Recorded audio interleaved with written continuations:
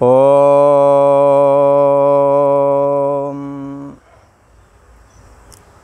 श्री योग वासिष्ठ के स्थिति प्रकरण में श्री वशिष्ठ जी महाराज बोले, हे राम जी, जो शास्त्र के अनुसार अनुद्वेग होकर के पुरुषार्थ करने से यदि प्रयत्न किया जाए तो ऐसी कौन सी वस्तु है जो प्राप्त ना हो सके।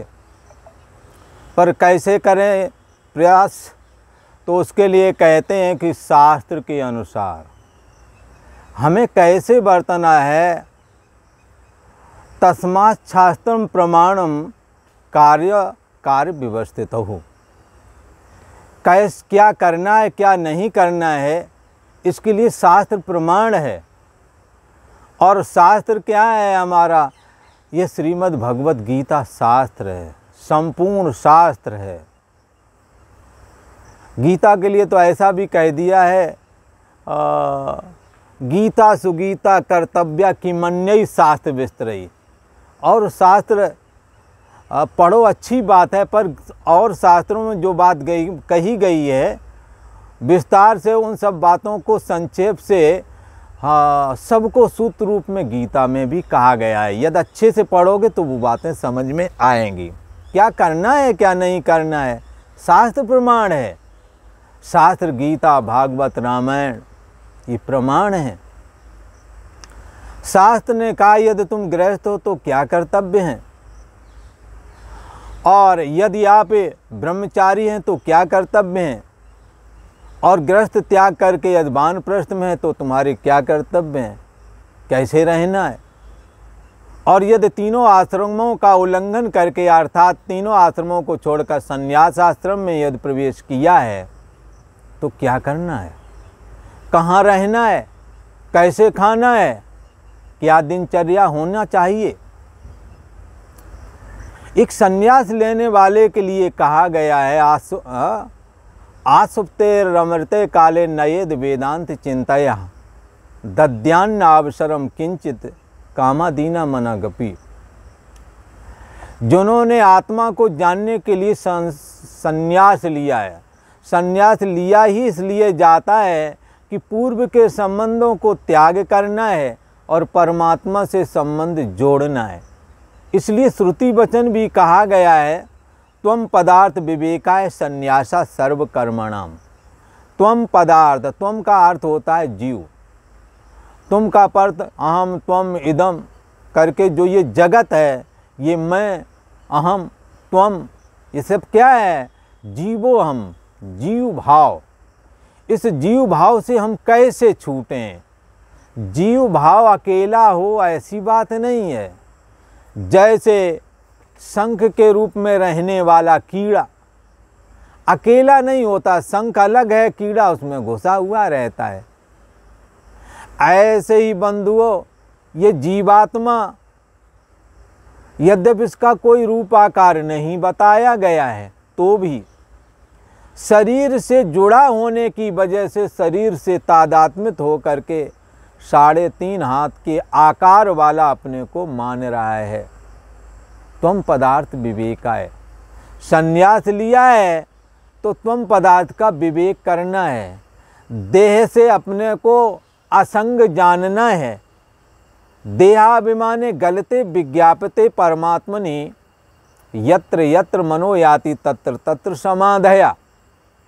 देहाभिमान ना हो फिर जीव कैसा होवेगा? तो जीव निराकार होवेगा। निराकार होगा तो जड़ थोड़ी ना होवेगा, चेतन होवेगा। चेतन होवेगा तो चैतन्य ही तो ब्रह्म है।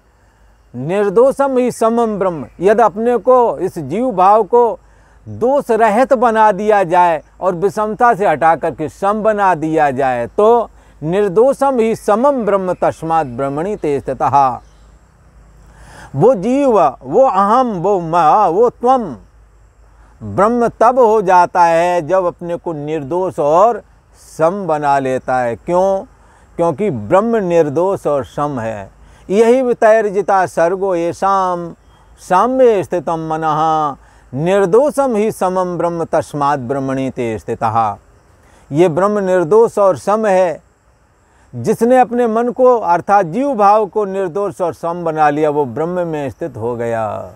इसलिए ब्रह्मविद ब्रह्मैव भवति, ब्रह्म को जानने वाला ब्रह्म ही हो जाता है।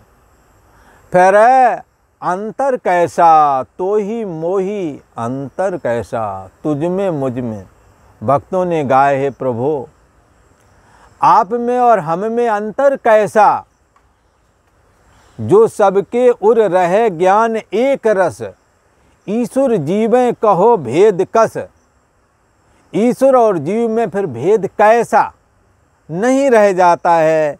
इसलिए कहा कि श्री वशिष्ठ जी महाराज ने कहा हे राम जी, साधक को चाहिए, पुरुष को चाहिए, जिज्ञासु को चाहिए कि वो शास्त्र के अनुसार अपने आचरण करे। और क्या करे? शास्त्र के अनुसार जो व्यवहार प्राप्त हो उसे करे। और ऐसी कोई वस्तु नहीं है जो शास्त्र के अनुसार अनुद्वेग हो करके, शास्त्र के जैसे नियम हैं वैसे धारण करके अनुद्वेग हो करके बारंबार प्रयास करे, तो ऐसी कोई वस्तु नहीं जो प्राप्त ना हो, जरूर प्राप्त होती है। कोई वस्तु क्यों ना हो, प्रयास करने से प्राप्त हो जाती है। यदि चिरकाल व्यतीत हो जावे और कार्य आपका सिद्ध ना होवे, साधना आपकी सिद्ध ना होवे, तो भी उद्वेग ना करना चाहिए। शास्त्र ने कहा निराश ना होवे, पुरुषार्थ करता रहे। जो वह फल परिपक्व होकर के प्राप्त होवेगा। अभी परिपक्व नहीं हुई है साधना, ये उपासना जब परिपक्व होवेगी तो फल अवश्य ही प्राप्त होवेगा। हाँ, जैसे वृक्ष से जब परिपक्व होकर के फल गिरता है तब अधिक मीठा और सुखदायक होता है, यथा शास्त्र व्यवहार करने वाला उस पद को प्राप्त हो जाता है। यथा शास्त्र, शास्त्र के अनुसार चेष्टा करने वाला उस परम ब्रह्म परमात्मा रूप पद को प्राप्त हो जाता है। कैसा है वो पद? तो उसके विषय में कहते हैं हर्ष शोकादि वर्जिता, जहाँ हर्ष और शोक दोनों ही नहीं रह जाते हैं। शोक भय और यत्न सब नष्ट हो जाते हैं, क्योंकि यत्न तो तब तक है जब तक देह में जीते हैं। जब देह से मैं बुद्धि हट गई तो यत्न काय बात का। दृश्य जगत के प्रति मिथ्यात्व बुद्धि हो जाने से क्रियात्मक प्रयत्न खत्म हो जाता है और वो शांतिमान होता है। हे राम जी, मूर्ख जीवों की नाई संसार कूप में मत गिरना। मूर्ख जीव आहार निद्रा भय मैथुन ये पशु और मनुष्यों में बराबर ही हैं, केवल इतना ही करते हैं, तो फिर हम उससे कोई अधिक नहीं ऐसा समझना चाहिए। इसलिए मूर्ख जीवों की नाई संसार कूप में मत गिरना। ये संसार मिथ्या है। मिथ्या किसी का मिथ्या है, मिथ्या का क्या मतलब होता है? मिथ्या का मतलब ये है जैसे खरगोश के सींग, घोड़े के सींग, दो घोड़े लड़ जाएं तो बताओ सबसे पहले सींग किसके टूटेंगे? या दो खरगोश लड़ जावें तो सींग किसके पहले टूट जावेंगे?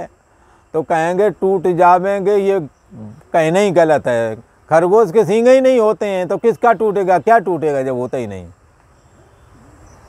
तो क्या है, खरगोश के सींग नहीं होते अर्थात असत हैं। असत किसे कहते हैं? जो ना दिखे।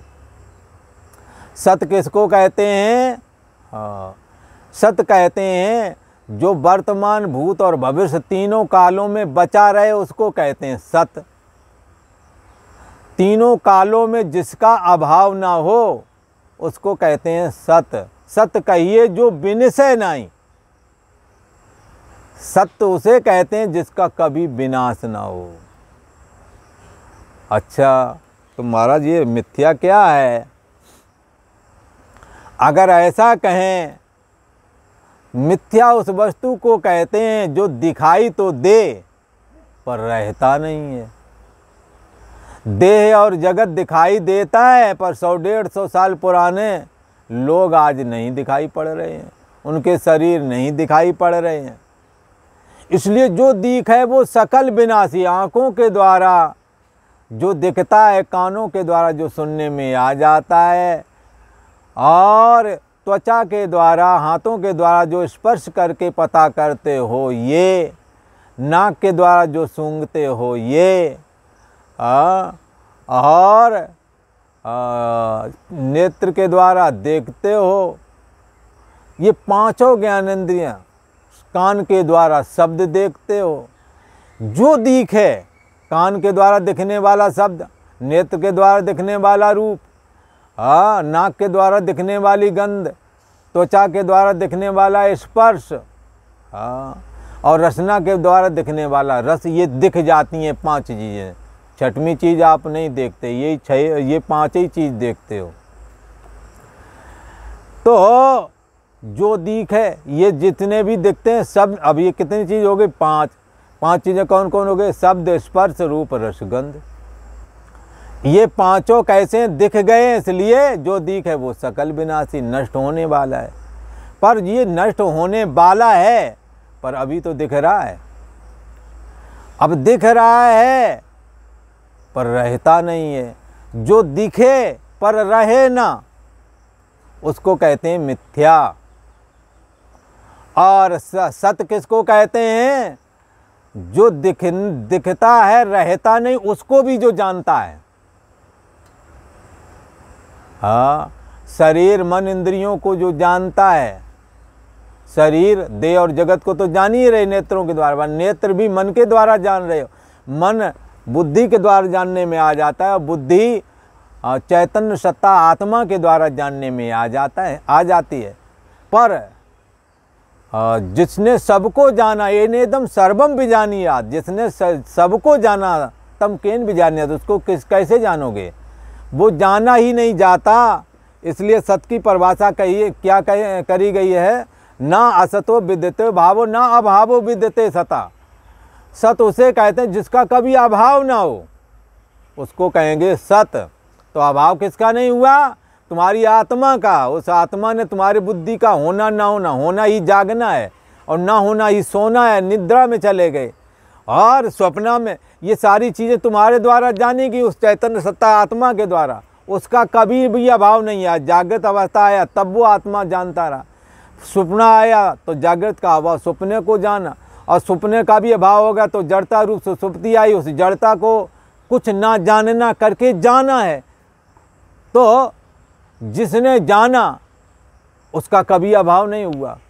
इसलिए ना अभाव विद्यते सता, जिसका कभी अभाव नहीं उसी का नाम तो सत है। असत किसको कहते हैं? जो तीनों कालों में नहीं है। जैसे खरगोश के सींग तीनों कालों में नहीं है, न पहले थे, ना अभी है, न भविष्य में कभी जमेंगे सींग। घोड़े के सींग नहीं होते, तो ये असत है, जो है ही नहीं कभी। सत कौन है? जिसका कभी अभाव नहीं। मिथ्या किसको कहते हैं? तो मिथ्या कहते हैं जो दिखाई तो पड़े परंतु उसका वजूद ना हो। जैसे देह और जगत दिखाई पड़ता है, ऐसे ही हमारे बाप दादों को दिखता रहा, उससे पहले वालों को भी दिखता रहा, पर बचे एक भी नहीं। इसलिए एक शब्द इसको जताने के लिए मिथ्या शब्द कहा। जो दिखे पर रहे ना, पर जो सबको देखे बाद में, जिसका कभी अभाव ना हो, उसको सत्य कहते हैं, जिसका कभी अभाव ना हो। और जो दिखाई पड़े बाद में अभाव हो जाए, उसको मिथ्या। जो कभी हो ही ना, जैसे खरगोश के सींग, घोड़े के सींग, तो उनको कहेंगे असत। तो आप इस बात को समझें कि असत क्या है? जो होता ही नहीं, जो जिसका कोई वजूद ही नहीं, जो दिखता ही नहीं, उसको असत कहते हैं। जो दिखता है रहता नहीं, उसको मिथ्या कहते हैं। और जिसका कभी अभाव नहीं होता है, दिखने में नहीं आता है, सबको देखता वही, जानता वही है, पर जिसका कभी अभाव ना हो उसको सत कहते हैं। सत कहिए जो बिनसे नाई, चित चैतन्य सकल घटमाई, जो हर समय रहे आनंदा, ताई को कहिए सच्चिदानंदा। ऐसे सच्चिदानंद परम ब्रह्म परमात्मा को वेदवादी उसे ब्रह्म बोलते हैं, गीता उसको आत्मा बोलता है। ये आत्मसत्ता, ये ब्रह्म सत्ता यथाशास्त्र प्रयास करने से प्राप्त हो जाती है, यही सत है। और बाकी असत और मिथ्या है। हे राम जी, ये संसार मिथ्या है, दिखता तो है पर रहता नहीं, इसका कोई वजूद नहीं है। हे राम जी, तुम उदार आत्मा हो, उठ खड़े हो जाओ, उठ करके खड़े हो जाओ और अपने पुरुषार्थ का आश्रय करो। दीन दुखी हो करके महलों में बैठना ठीक नहीं है। महलों में वैराग्यवान वैराग्य वृत्ति धारण करके पद्मासन लगा करके श्री राम प्रभु महलों में बैठ गए थे, भोगों को नीरस जान करके उनका त्याग कर दिया था। इसलिए श्री वशिष्ठ जी महाराज कहते हैं, हे राम जी, तुम खड़े हो जाओ, अपना पुरुषार्थ करो और शास्त्र को विचारो। तुम कौन हो, कस्तुम को हम कुता आया था। जैसे सूरवीर संग्राम भूमि में प्राण त्यागने निकलते हैं, सूर संग्राम में प्राण त्यागने लगे तो भी नहीं भागता, और शस्त्र को पकड़ करके युद्ध करता है और अमर पद स्वर्ग को प्राप्त कर लेता है। तैसे ही राम जी संसार में शास्त्र का विचार एक पुरुषार्थ है और इस पुरुषार्थ के द्वारा आत्मसत्ता प्राप्त होता है। यही पुरुषार्थ करो और शास्त्र को विचारो कि हमारा कर्तव्य क्या है। और आज इतना ही, आगे का प्रसंग आपको आगे वाले एपिसोड में सुनने को मिलेगा।